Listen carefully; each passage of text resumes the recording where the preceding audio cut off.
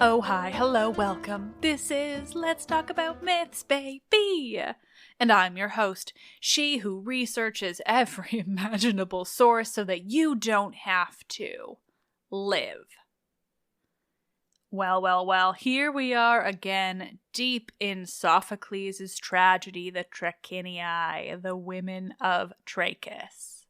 The thing about Greek tragedy is, well, they're amazing. That's basically the whole thing. The plays are so complex and beautiful. They tell such incredibly universal stories, even these 2,500 plus years later. I usually harp on Euripides because he's the best, and I will take no other opinions on the matter. But this play by Sophocles is really getting me. I mean, don't I say that every time? The plays, they're all incredible. And we're not stopping with this one because my man Euripides also wrote a story featuring Heracles. But that's for next month.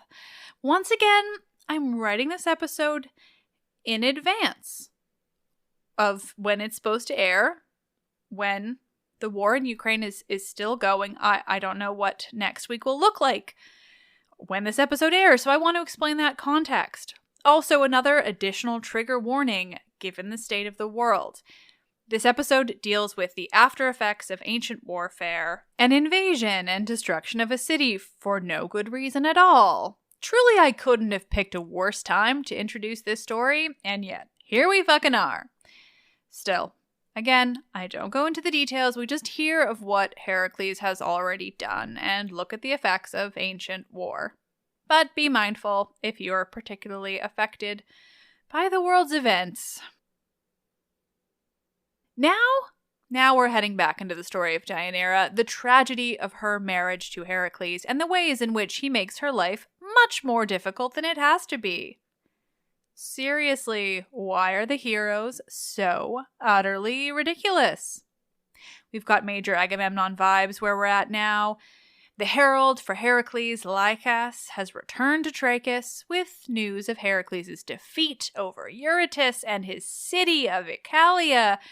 And with him, he's got Heracles' prisoners of war. Women from Icalia, including Iole, though Deianeira doesn't know that yet. Where we last left Deianeira, she had detailed her life up to that point. The horror she's had as she was meant to marry Hercules, the river, the reminder that Heracles defeated not only the river but the centaur Nessus, though his bit of her story will be revisited before long. We hear that Deianeira has basically spent the entire rest of her life worrying, just constantly worrying. It must be exhausting. Worrying for herself, for her son, for her husband, Heracles. And he gives her reason to worry, or he certainly did before he most recently left. He'd been gone before, performing his labors, doing whatever it is that a man like Heracles does all over the Greek world. But this time, when he'd last left her, he'd left her with a prophecy. A vague and confusing prophecy, but one that foretold either his death or his long life. It's not clear how either is supposed to go. It's just ominous. Last time he left her with instructions for if he died, what she should keep, what land is hers. Last time he left her was a year before we're reaching her now. She hasn't heard from him since. Until this moment. Now, suddenly, she's told he's on his way back and he's defeated Icalia. But as Lycas the herald has just told her, he wasn't in Icalia the entire time that he was gone from her. No, there's much more to the story than Deianeira understands.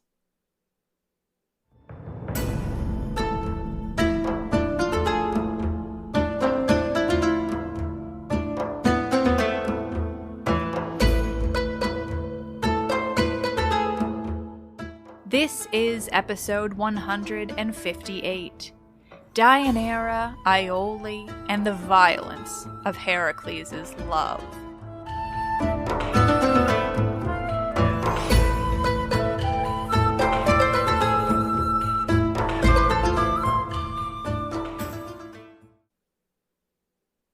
Where we last left Deianeira, she had asked the herald Lycas a question that little did she know would completely blow up her already anxious existence. Did he spend all that time besieging the city? All those unexpected delays, days beyond counting? No, says Lycas. No, he wasn't there the entire time. Most of his time away from you he spent with a woman in Lydia.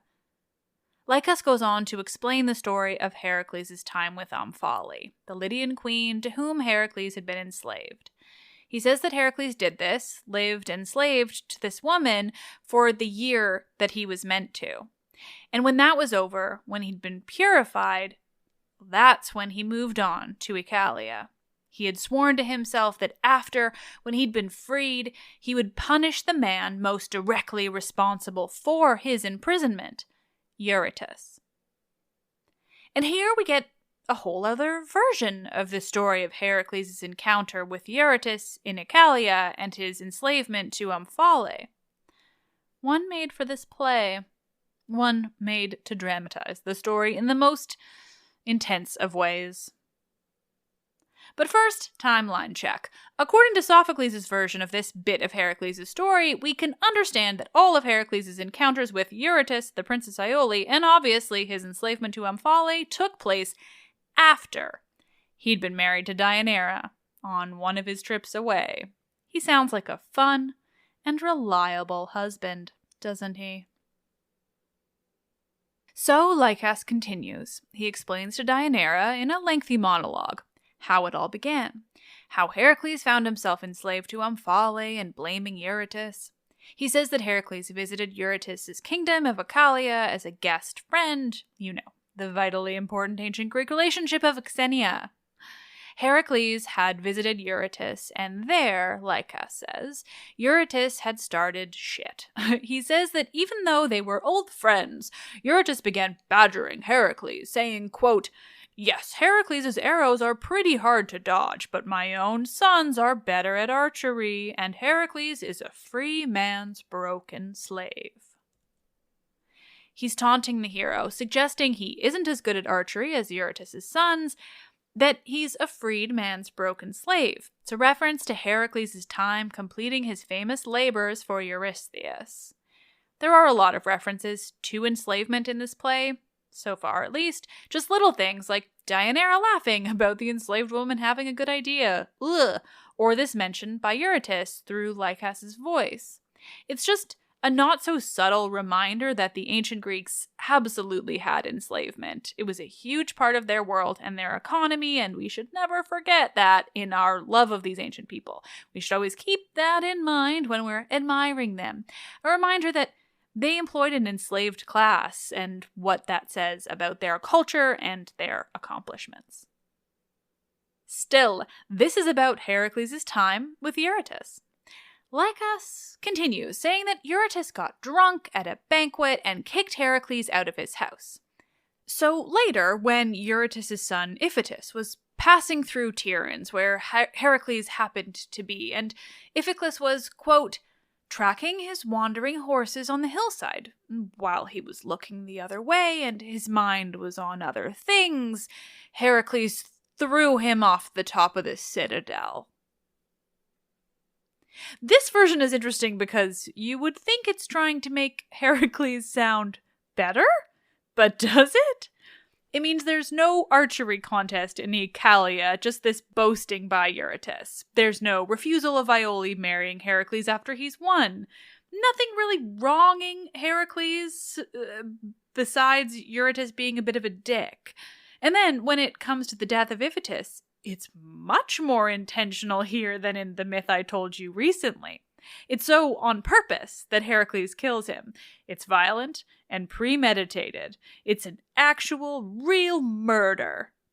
Not to say that this death wasn't important in the other version, but it was presented as much more of like an accidental killing on the part of Heracles. He flew into a murderous rage, unintentionally, versus this like plotting and throwing Iphitus off a tower when he wasn't looking. It's dark.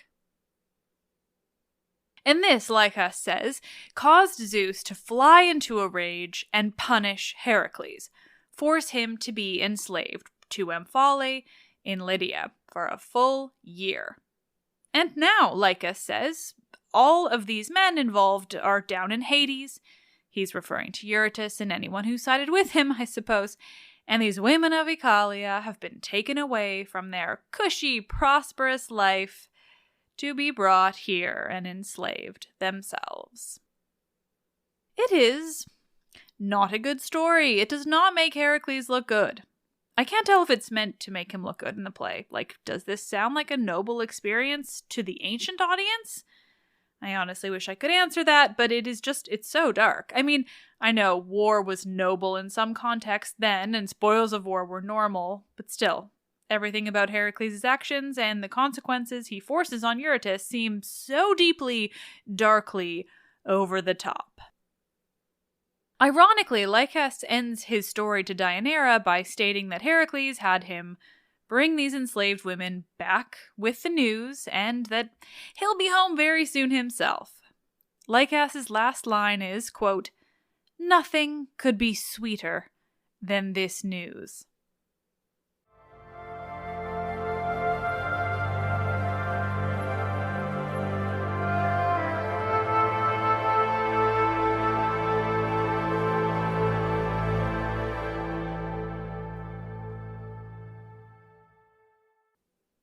With this news of Heracles' victory and his imminent return, the chorus turns to Deianeira, noting how happy she must be. "Must I?" she counters. She says that she knows she should be in a good mood at this news, that her manner should match the news, but she can't bring herself not to still worry that there is more to come, that tragedy still awaits them. From here, she turns to the enslaved women brought by Lycas, and she pities them. She recognizes their plight and the horror they must be experiencing. It's refreshing, particularly in light of what I mentioned earlier about the references to enslavement. Can you tell I'm reading this play as I write the script? It is my way. She turns to the women and speaks of their experiences, that she feels sad for them, that they must have been born free, and now they've seen their homes destroyed, they've been exiled, they're now, quote, wedded to a life of slavery. Then she turns. She speaks directly to them. She speaks directly to Iole. She says, quote, "You look especially miserable. Who are you? Were you unmarried or a young mother? Surely you were not born to know all this suffering. You're upper class." But of course, she doesn't allow Iole to answer, or Iole doesn't answer. Either way, Deianeira turns to Lycas and asks him of this woman before her. "Who is she?" she asks him. "Who were her parents?" She notes that she pities this woman more than the others, that, quote, "she's the only one who really understands." Lycas, though, knows nothing about this woman he's brought with him and doesn't remotely care to know. He explains simply that the woman hasn't spoken a word. He doesn't know anything. So with this, Deianeira tells Lycas to be on his way, to bring the women inside the house. She moves to follow them, but the messenger from earlier, he stops her. "Stay here," he tells her. "I need to speak with you away from these women being brought into your home.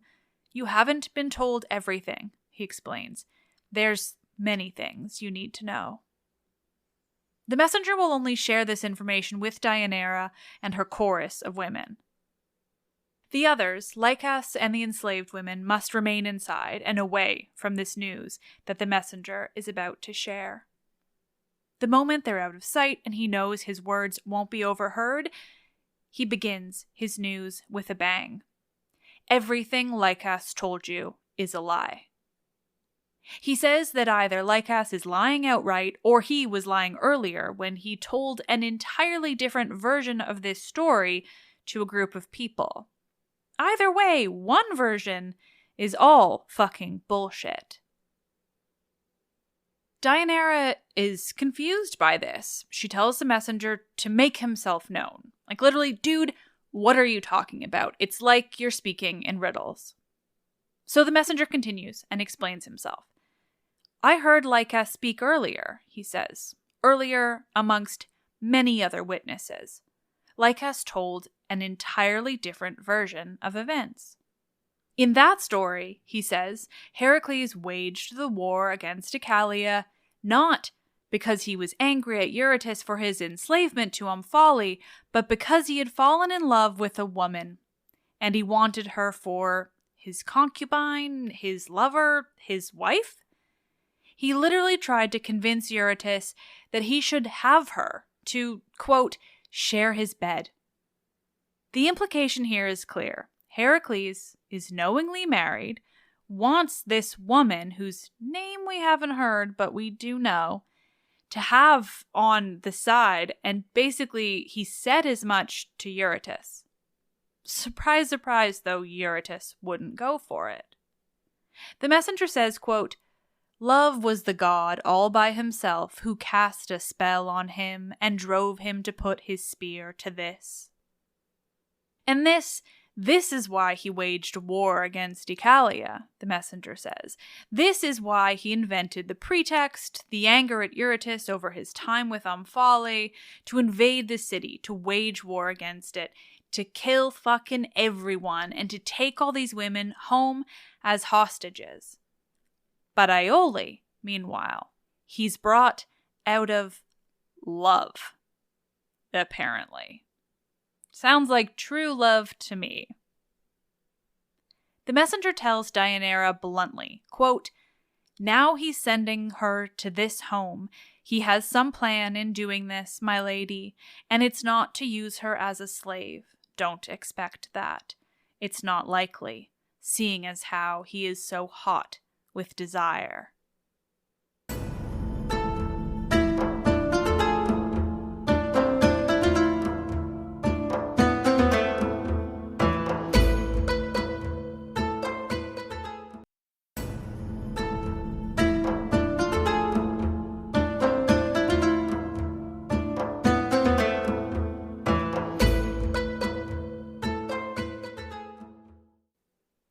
The messenger finishes giving this news to Deianeira that not only was Heracles in Icalia out of a love and desire for another woman, the woman she'd just moments ago said she'd pitied and welcomed into her home, but Heracles waged an entire war and destroyed an entire city and killed so many because he wanted this woman. Not to marry, he's already married to Deianeira. No, he just wants her. For sex, for love, for who knows what the fuck, especially because we have absolutely zero indication how Iole feels about Heracles.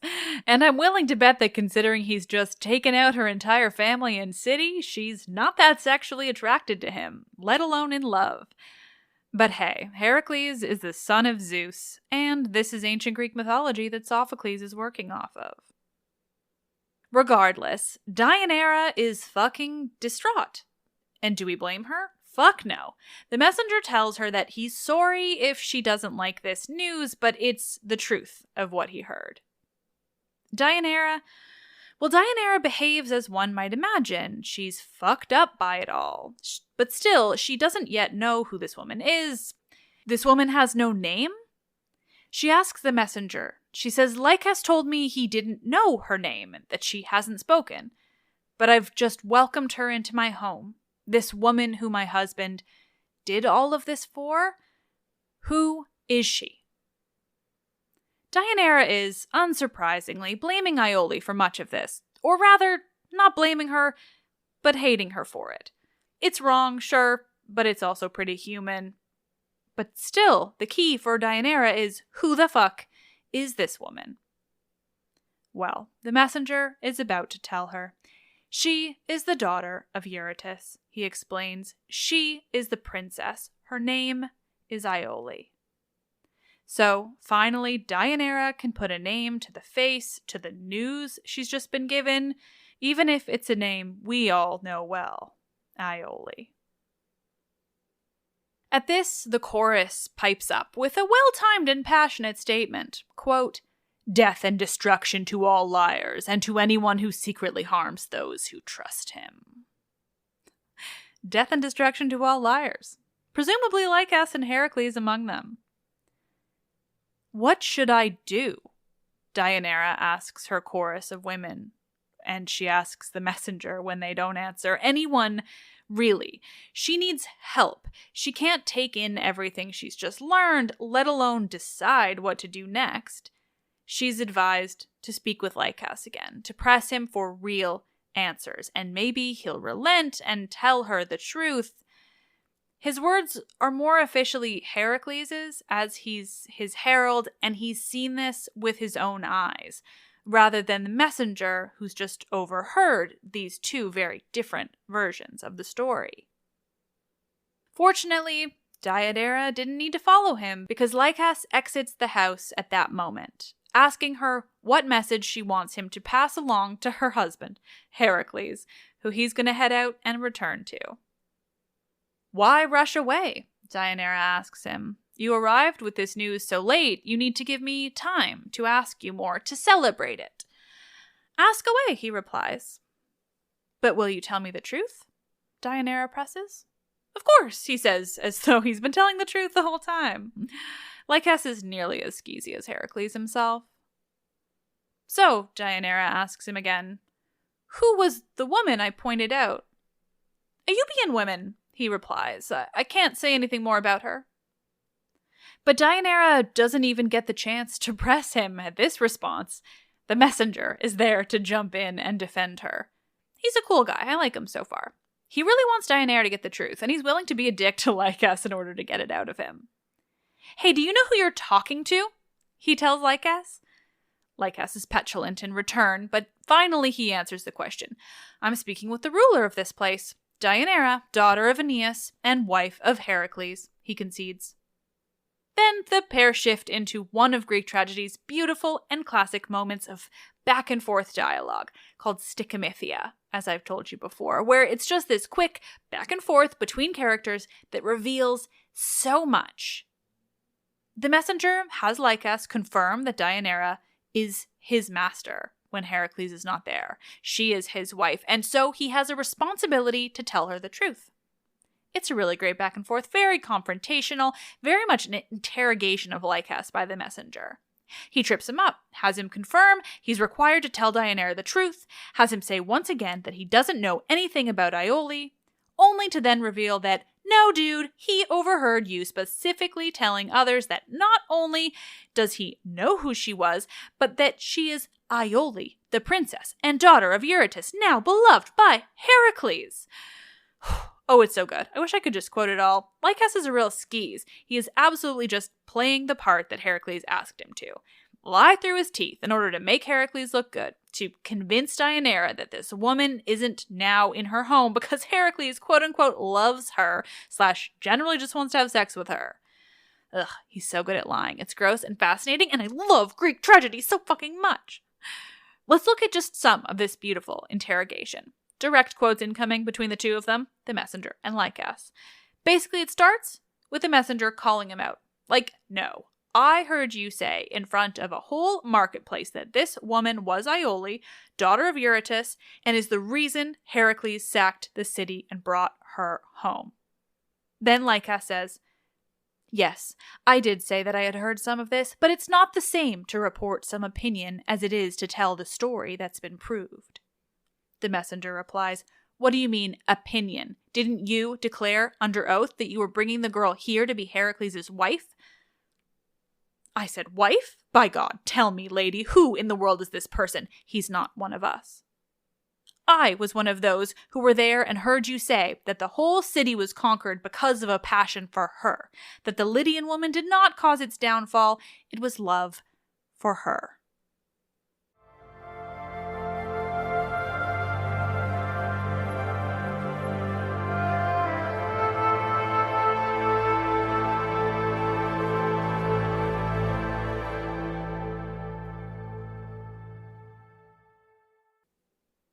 things are not looking good for Lycas or Heracles. But Lycas isn't done lying through his teeth on behalf of his super gross boss, Heracles.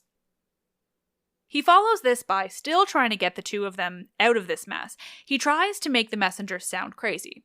Send this man away, he tells Deianeira. Who is he anyway? Just here babbling away about nonsense. But Deianeira isn't stupid. Why would the messenger lie about something so specific? Something that clearly had an answer that Lycas was hiding. This woman was clearly important, royal even, and Lycas had lied about it. Still, she appeals to him, begs him to tell her the truth. She says that she's not stupid. She knows what love is like, and can't blame Heracles or Iole for falling into it. It's human nature. It's normal for men to stray, she says. Which, I mean, I'm so sorry you think that way, Deianeira. You deserve better than Heracles, but then who doesn't? Her speech is touching and heartbreaking. She just wants to know the truth of it all. She doesn't sound surprised or shocked. Again, it's human nature, she says. Love is a tricky thing. Still, again, please do blame Heracles, Deianeira, because as much as humanity can't control who they love, they can absolutely control whose city they attack and sack in the name of love. Heracles definitely had control of that. He definitely could have not destroyed a city and carried off a woman just because he thinks he loves her. That was well within his power. In fact, Deianeira here implies that Heracles has taken on other women before, calling them other wives, that this is not surprising for him. No, it's the how when it comes to Iole. That's what concerns Deianeira. She pities her more than any others. Deianeira adds about Iole, quote, "Her beauty has destroyed her life, ruined her fatherland, enslaved her people." The exact same phrase she used to describe her own fear at the beginning of the play in last week's episode. She worried that her own beauty would destroy her life. And now here is evidence of that happening. It says something about the lives of Greek women, but it isn't surprising. When the story of Helen is one of your most ancient and important myths, it would be so easy to convince yourself that your own beauty had the ability to cause death and destruction. What a weight to bear. And so finally, Lycas decides to tell Deianeira the truth. It's all as this messenger has told you, he admits. It was Heracles' love for this woman that caused him to bring destruction upon Icalia. It was in her name, and that is why she's here now. But, he says, in Heracles' defense, it wasn't actually him who told me to lie. Lycas says he only meant to protect Deianeira. What an empty consolation. Deianeira takes this in. It's only confirmation of what she already knew to be true. It had been easy to believe the messenger when he told her it. It just made so much sense. Let me go inside, she tells Lycas. I have letters to write that you will bring with you when you go back to Euboea. And, quote, gifts also. I must match gift for gift, and you'll carry those. It wouldn't be fair for you to return empty-handed after bringing me such a procession.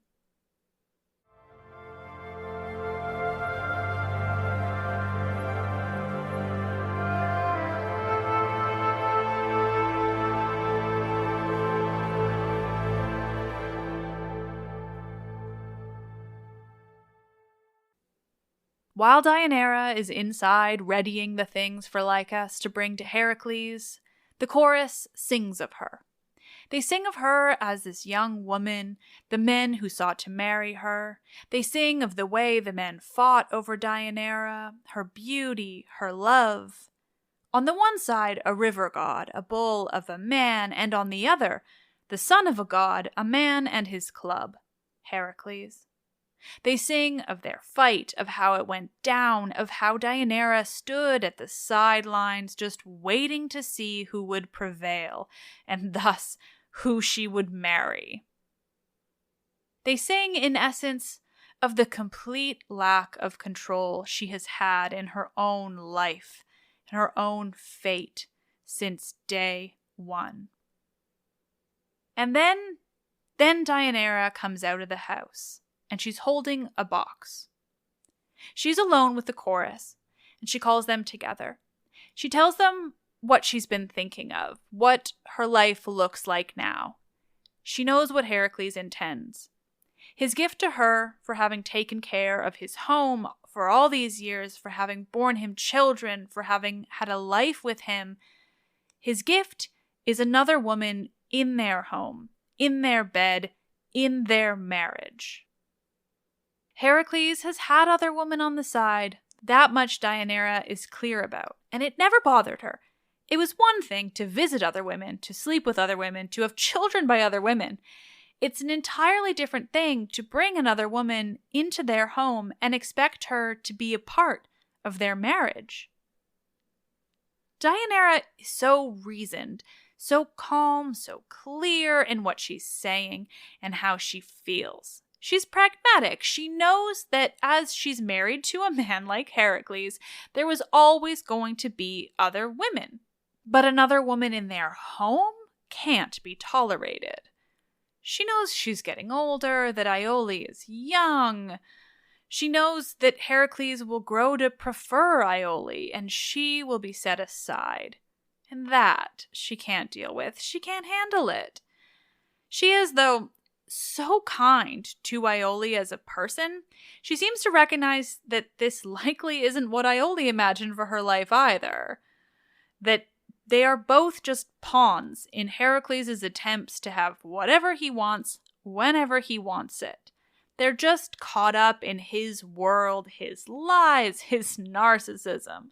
Because if Heracles is anything, it's a narcissist.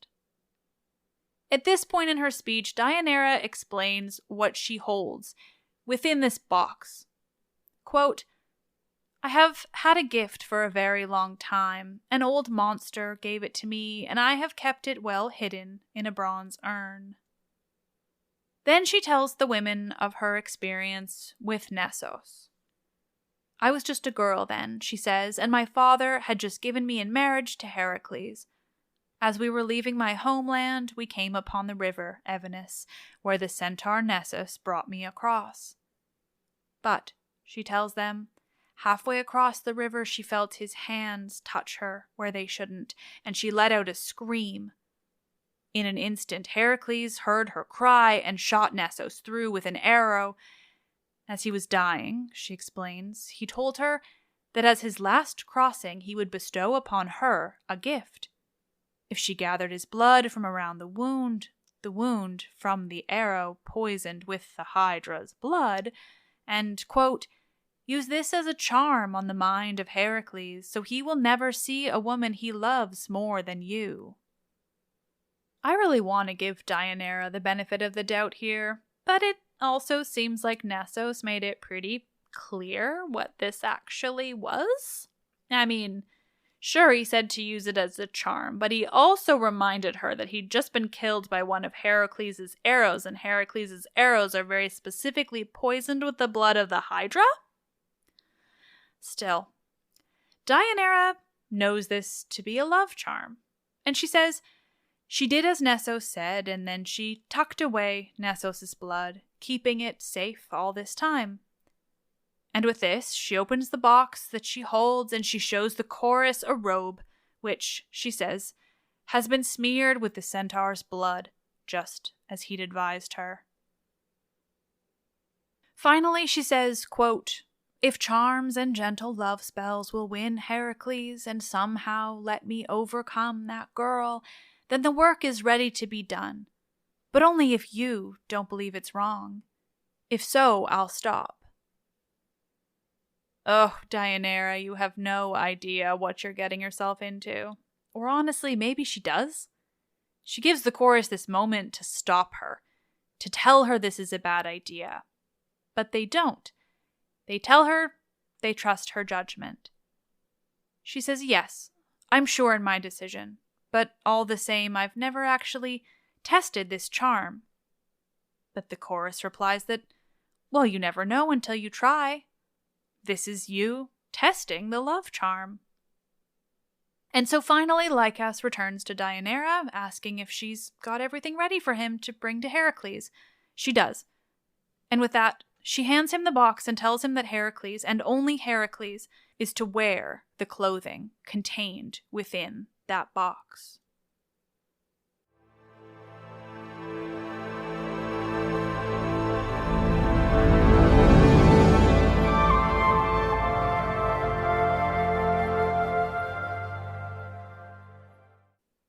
Oh, nerds. I love this play. I'm sold on Sophocles. It's so good and interesting and beautiful, and flaws aside, I love Deianeira. And gods, there's so much more of her to come. So much more complexity and just, oh, she's so interesting. She's so tragic. She's so unique in this world of women of tragedy. She's no Medea, and she's no Clytemnestra. Her role is something so much more tragic. She's as much a part of this tragedy as... well, I won't spoil it. Next week, the conclusion of Sophocles' Trachiniae. Gods know that love charm robe is coming back to haunt us. Oh, Deianeira, what have you done? As always, truly thank you so much for listening. I love that I still have so many plays that I haven't covered on the show, let alone myths themselves, or myths that deserve more complete and detailed retellings. There's so much more content. There's so much more to say, to look at, to theorize about. Oh, it's so fun. A reminder to please, if you haven't already, leave me a 5-star review on Apple Podcasts and Podchaser. Both are very helpful and mean a lot. I get emails with every Apple review. I read them all. It's such a thrill. And now you can rate the show on Spotify too, so go ahead and give me 5 stars over there, would you? Let's continue to build this weird and wonderful world of Greek myth. And speaking of, ages ago I decided to start reading reviews, and then, well, I forgot because... that's ADHD, you know? Anyway, here's one that made me smile this week. This 5-star review is by Sociable Sam on Apple Podcasts, and his title is, well, it's none other than our perfect alternative name to Ovid's Ars Amatoria, as coined by Dr. Jeremy Swist. Gatekeep, gaslight, girl boss. And the review reads, this podcast is constantly evolving and always serves exactly what needs to be said, giving a new look to classic mythology and bringing it into the 2020s. Never miss an episode. That was really nice. Thank you. This is exactly what I'm trying to do, is like evolve and change and be bringing you more and more in depth and better research and everything better every time. And it's a thrill. And again, all the love and support to my Ukrainian listeners, both in the country and now more likely outside of it. Your love for your country is very admirable.